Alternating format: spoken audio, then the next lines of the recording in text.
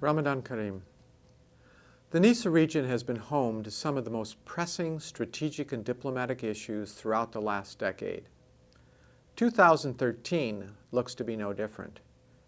The Arab Spring or Middle Eastern transition continues. Unrest lingers. Uncertainty abounds, and onlookers are left with questions about the future.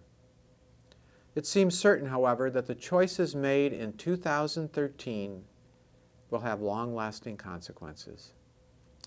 Today, I want to talk about some of the difficult choices the region must make concerning Iran. Concerns about Iran range across a variety of issues, including their destabilizing meddling in the region from Beirut to Bahrain, their sponsorship of terrorism and terrorist activities, their active support for the oppressive actions of the Syrian regime, and their opposition to any negotiations related to reaching a comprehensive peace in the Middle East. All are vital issues, but the most pressing at the moment is Iran's nuclear program, which represents a substantial and indeed existential threat to the Arabian Peninsula states, Israel, and as far away as Europe.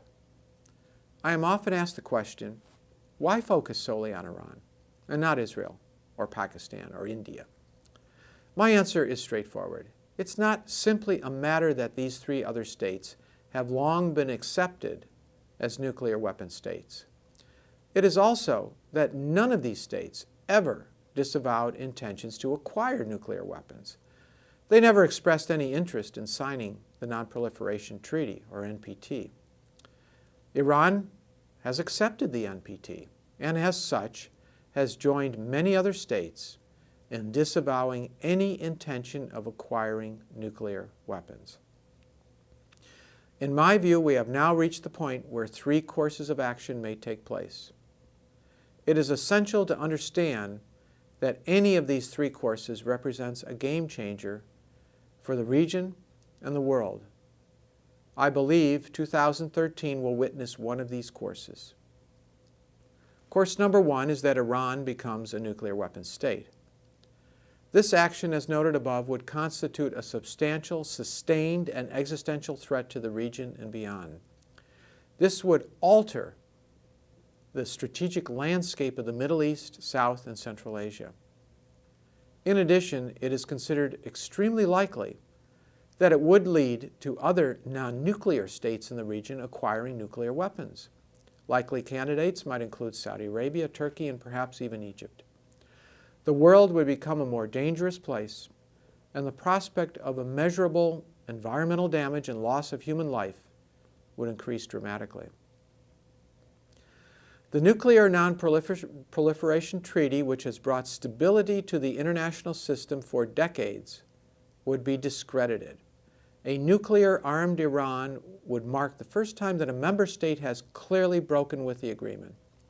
The prospect of meaningful non-proliferation as a matter of policy and principle would likely be dead for a generation or longer. Course number two, attacking Iran. In some ways, this is already occurring. A series of massive cyber attacks have reportedly done significant damage to Iranian systems. The possibility of a major military attack cannot be discounted. President Obama clearly stated that U.S. policy does not allow for Iran as a nuclear weapon state. He further indicated that a military strike has not been ruled out. I take him at his word. This option comes with its own dangers. The attack itself would be risky, and the benefits may not outweigh those risks. There is considerable open debate about this option, and I will not repeat it all here. I simply would like to note that it is widely recognized that attacks on Iran would have destabilizing and perhaps dire consequences for the entire region. Option number three, an agreement to suspend the Iranian nuclear weapons program. Both a nuclear Iran and a war can be averted if an agreement can be reached between the Islamic Republic and other states, including and especially the United States. The benefits of an agreement would be manifold. Beyond forestalling conflict, an agreement with Iran, even on an interim basis, would preserve the principle of non-proliferation.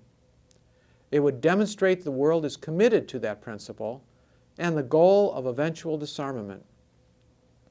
An agreement could stabilize the oil market by removing some of the uncertainty that has fueled recent oil speculation from time to time. Stable oil prices are particularly important now that the world economy is at a turning point. A disruption in the flow of oil from the Gulf could stifle that fragile recovery.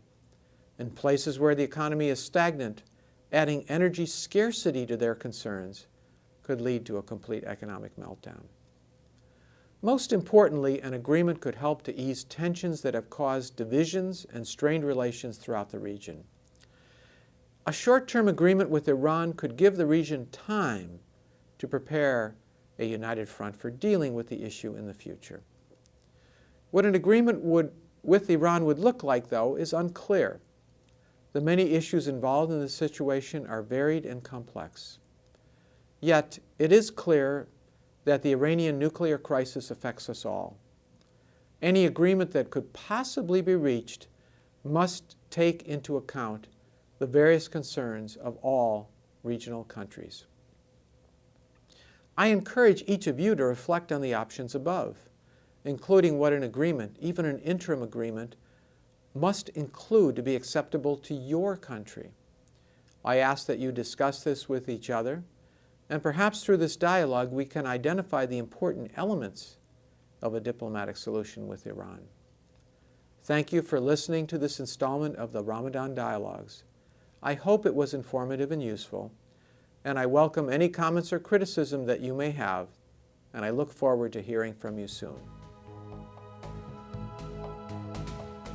For further information or to comment or pose a question, please email NESA Communications at ndu.edu. Learn more about NESA on our website at nesacenter.org, on YouTube at the NESA Center channel, on Twitter at the NESA Center, or on Facebook, facebook.com/NESA Center.